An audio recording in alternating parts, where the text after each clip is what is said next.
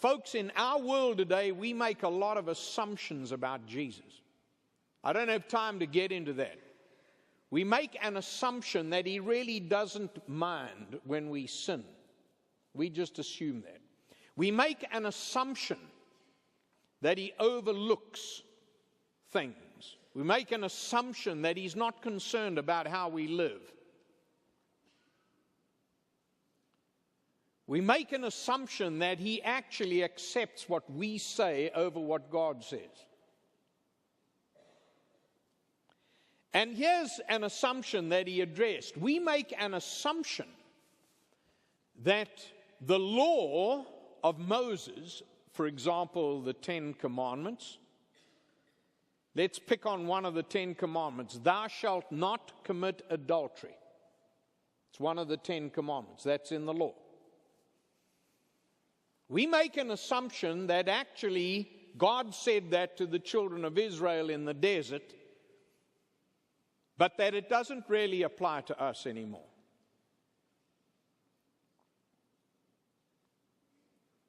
We make an assumption that in the Old Testament God spoke about a man and a woman leaving and cleaving, marrying and becoming husband and wife. And we make an assumption that Jesus actually keeps up with the modern trends and that he actually says, well, it's okay for a man to marry a man. We make that assumption because he's God, you know. So we just assume, well, God's just this big, loving, benevolent God, and we just assume, we just make an assumption. We say, well, you know, God obviously keeps up with us. And that stuff happened back there, but it's not relevant now. All right, you all with what's happening here? Now, what we're about to unpack here, I'm going to speak to you about Jesus, the law, and the prophets.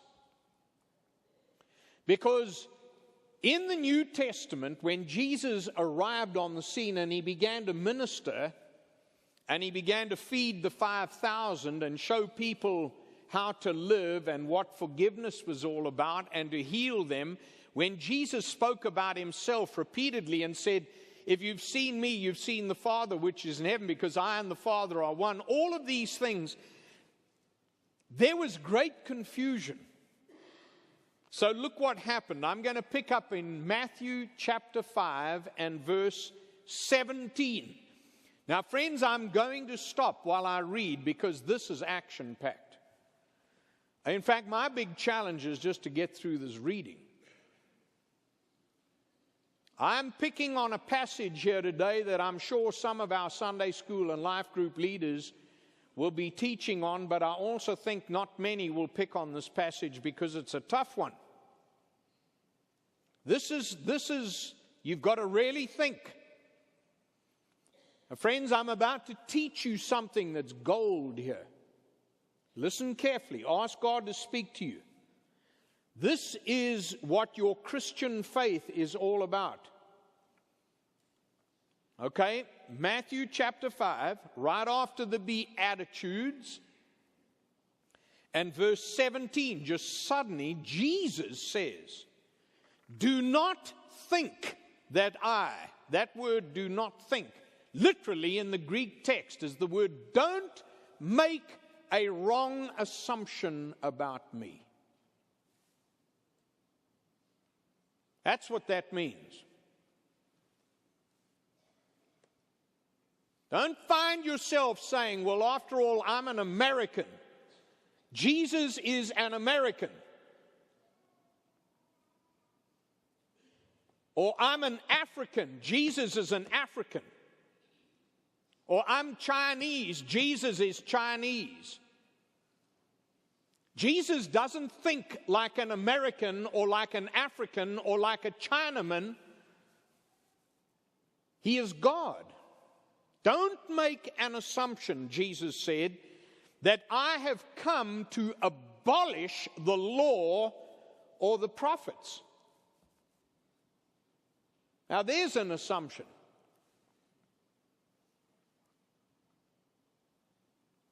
Don't you sit there for 1 minute, Jesus said, and say, that's in the Old Testament. I have not come to abolish, and the word there means to destroy. I've not come to destroy either the law, the thou shalt nots, or what the prophets had to say. But rather, I have come to fulfill them. Okay, everybody watch me. Watch this guy. This is fantastic. Now, what Jesus is saying is, he's saying, wait a minute, I didn't come to replace or to destroy what the law says or what the prophet said. I've come to fulfill them. And then he goes on, I'm going to read it to you in a minute, but just listen to me for a second because it'll help you. He goes on and he says, so I want to tell you, if I'm not going to destroy it, I want you to know furthermore that not one letter of the law and not one jot of what the prophets had to say will be removed from absolute truth relevancy until the new heaven and the new earth. Now, by the way, he uses the word until the new heaven and the new earth. That is an eschatological statement, and you'll find it in Revelation chapter 21, where after the great white throne judgment, after the 1,000-year reign, the new heaven and the new earth begin. In other words, the old order passes away. God's original creation stops and everything becomes new. In other words, it's the beginning of all time and all eternity. So what Jesus is saying here, I'm going to tell you something, not one iota. Now, by the way, that little word jot or iota, I-O-T-A, is a Hebrew word. Okay, watch this. It's the word yacht. Yacht. Y-A-H-D. Y-A-H-D. All of you, raise your hands if you've ever used an apostrophe when you write. Raise your hands. All right, everybody do an apostrophe. Chup. I want you to all say this after me. Chup.